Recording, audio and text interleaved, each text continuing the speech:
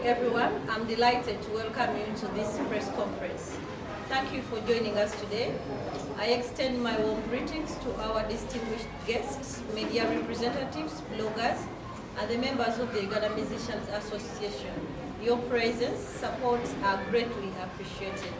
About the interreligious festival, ekintu omukolo gwe tugendako nga 29 ennaku ziweddeyo ekituleese wano kwongera kukubiriza abantu mwenna bannayuganda mujje tubeere ku mukolo guno tetugulekera interreligious council bataata baffe bajjajja baffe mu ddiini bavuddeyo batukuŋŋaanyiza twekubirize lwe tubeera ne family and preserve culture tujja kubeera ng'ensi yaffe ebeerawo for the next generation nga tuwa ekitiibwa ennono nga tetulina mpisa.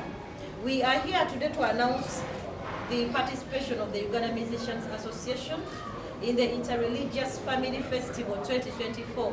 It is the first of its kind. Eno yesoose era nziraba okubeebaza mwebale nnyo okulaba ng'ensi egenderera empisa zigenderera ebyobuwangwa bigenderedde amaka gaffa abantu bakyalina mukwano ab'eddiini mwebale kusitukira mu bannaddiini kuba mubadde musirise nnyo. A significant event that celebrates unity, peace, and our rich African cultural heritage. The Interreligious Family Festival is inspired by the ideal of one family under God.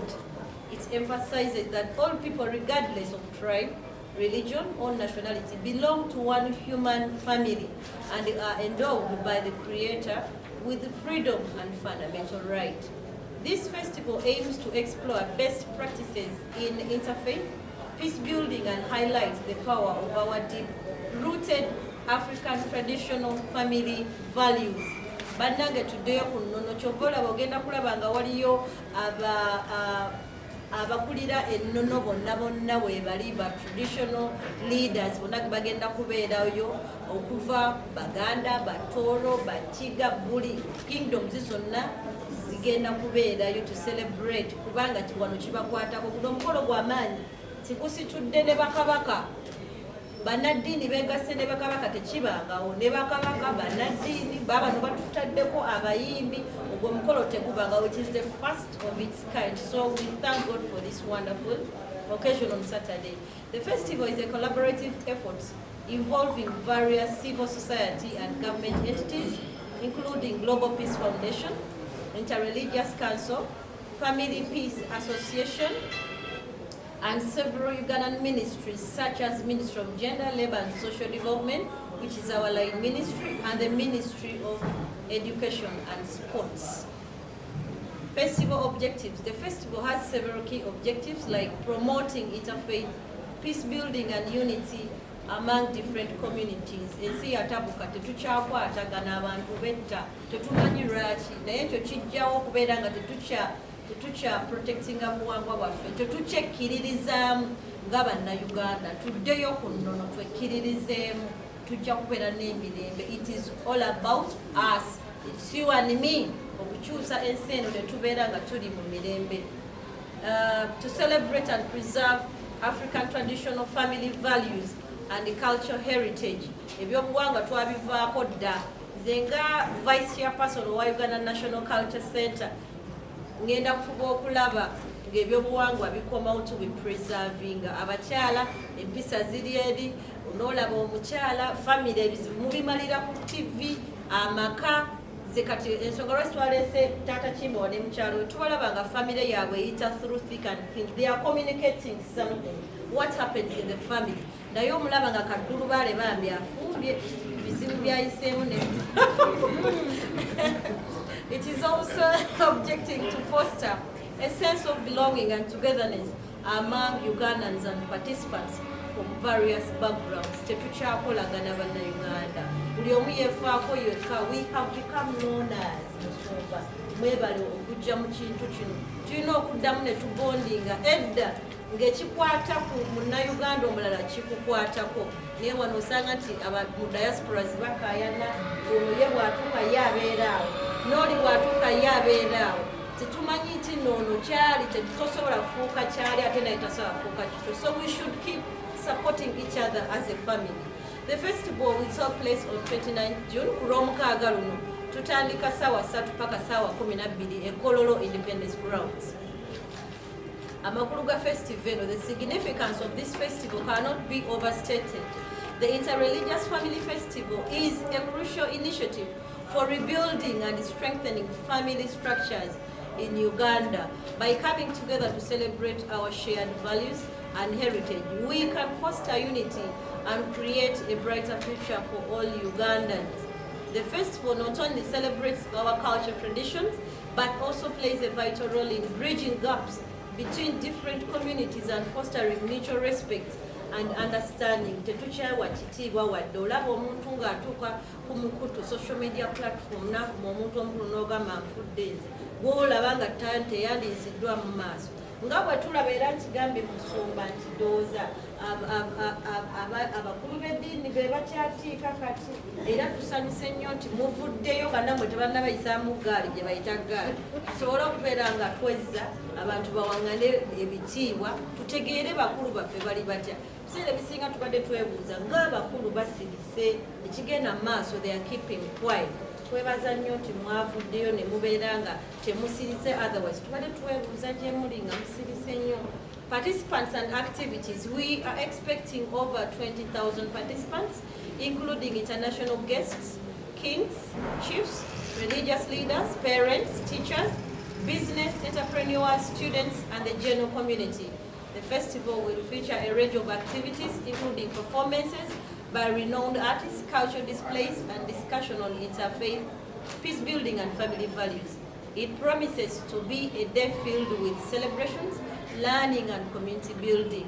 Abantu abagenda okwetaba tusuubira abantu emitwalo ng'ebiri over abantu emitwalo ng'ebiri bagenda gibeeramu. Tewabangawo mukolo guliko ba international guests, n'ogattako bakabaka, n'ogattako ba chiefs oba ab'ebyobuwangwa, n'ogattako ba religious leaders, n'ogattako abazadde, abasomesa, abaana, ba business. Kuba ekintu kino family kikwatagana, awatali kwatagana byonna byonna bibeera affected.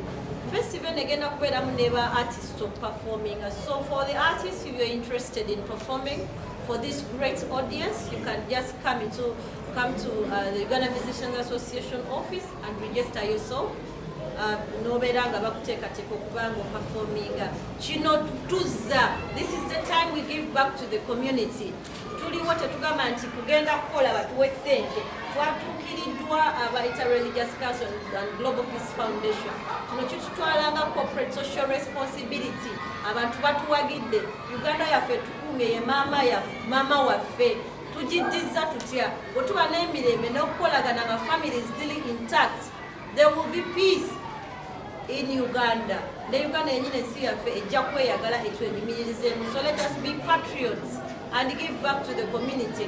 Ffenna tweyiwe ekololo tusobole okuselebrating olunaku lwa family. Guest of honor, we are very honored to announce that His Excellency Yoweri Kaguta Museveni, the President of the Republic of Uganda. He will be the guest of honor at the festival. Tata waffe ne maama bagenda kubeerawo nga family. Bannange musitule family zammwe tujja tucelebratinge. Nange kenyini ngenda kubeera ne family yange n'omwami wange tubeereyo. Women's role and contribution. The Uganda Musicians Association is proud to support this festival, and we are thrilled about the participation of Ugandan musicians who will be performing at the event. Their contribution will add a vibrant cultural element to the festival and help in promoting our shared values and heritage. Call to action. We encourage everyone to join us at the Interreligious Family Festival 2024.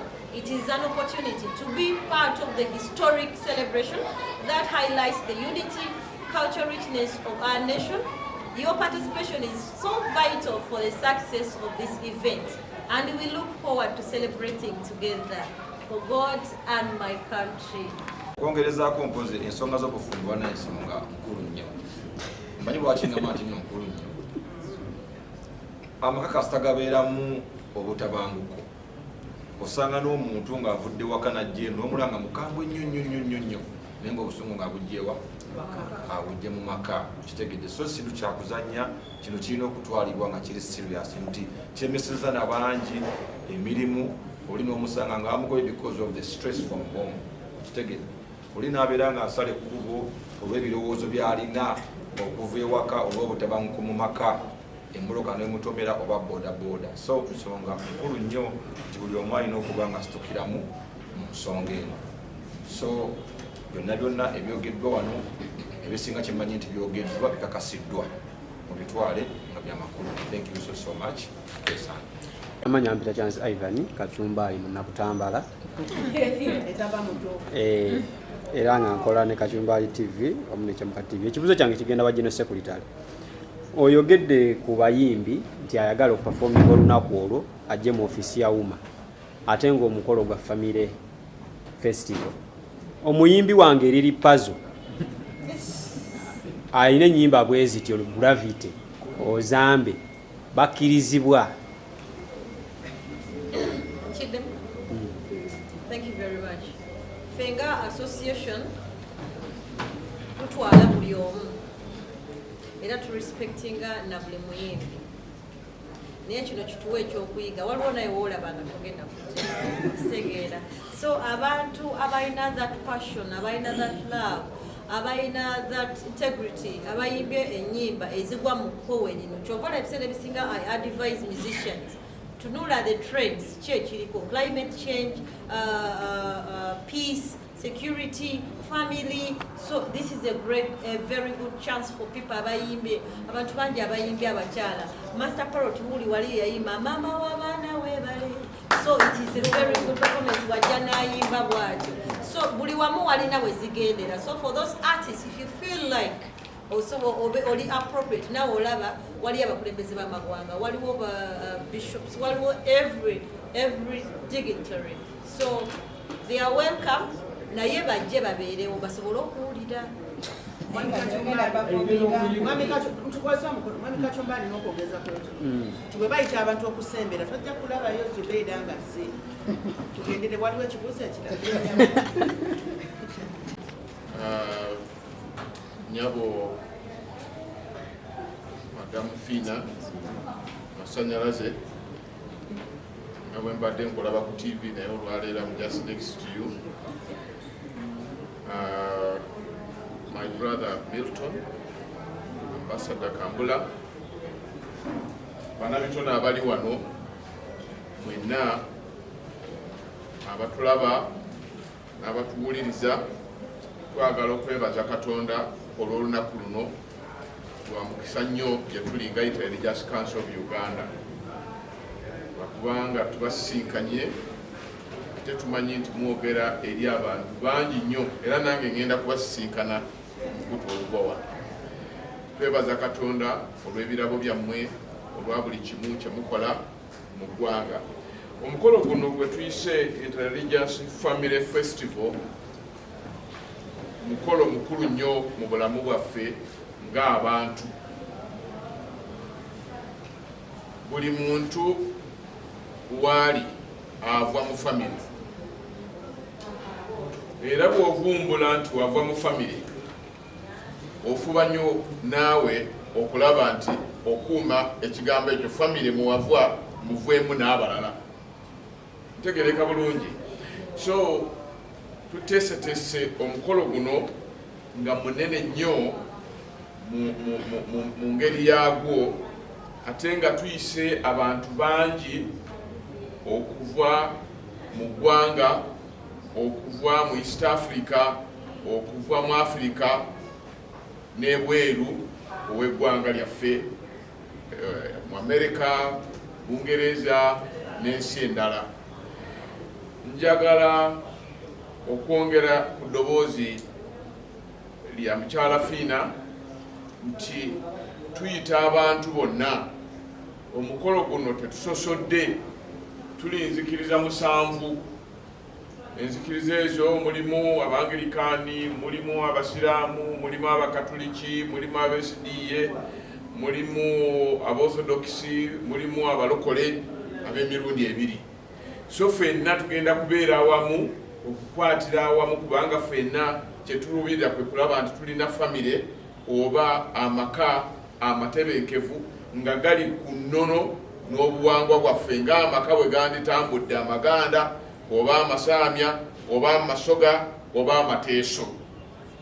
So mujje mwenna twagala okukubiriza abali mu sekita ey'okuyimba, banakatemba, banamizanyo, buli kyokola ng'omanyi nti nkikola lw'obulungi obwa famire obw'eggwanga.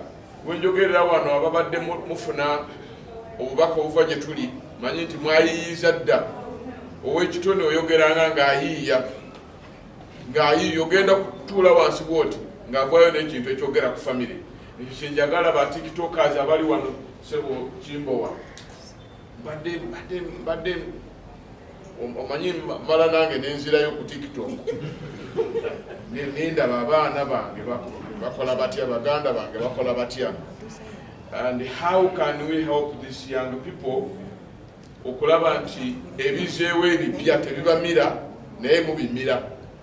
Waliwo agamba tugenda kulya bulamu naye ate obulamu ne bukola ki? Ne bumulya. Kakati obulamu bwe bukulya tuba tukufiiriddwa. So tubadde ku mikutu kwetuli mwabo ba followers be mulaba naffe mwetuli. Tujja kuba followinga paka kuwulira buki. So njagala kubakubiriza mujje mukwate omukolo guno mugutokotokinge era n'okutandika kati ngenda kulaba okugulawo bwe nti nga ndaba tiktok emboozi kweri. Then tugenda kwaniriza buli omu teri kwekebeza covid temutya. Omukulembeze w'eggwanga wabeera bakebera ki? Emiryango gigenda kubeera miggule era bw'ofuna muno olwo Oluganda bagenda kutegeera. Bw'obeerako n'emikwano gyo bewandyagadde bawulire ku message oba obubaka obukwatagana ku famire, kyekiseera obakubirize bajje, kubanga ekigambo kino kikulu nnyo. Bwe tukigayaalirira famire zaffe ne zifa tunaaba tukomyawo. Tetugenda kubeera nammwe, tugenda kubeera n'abalala abaliddawo okukola obuvunaanyizibwa buno bwe tukola. Naye twagala okwebaza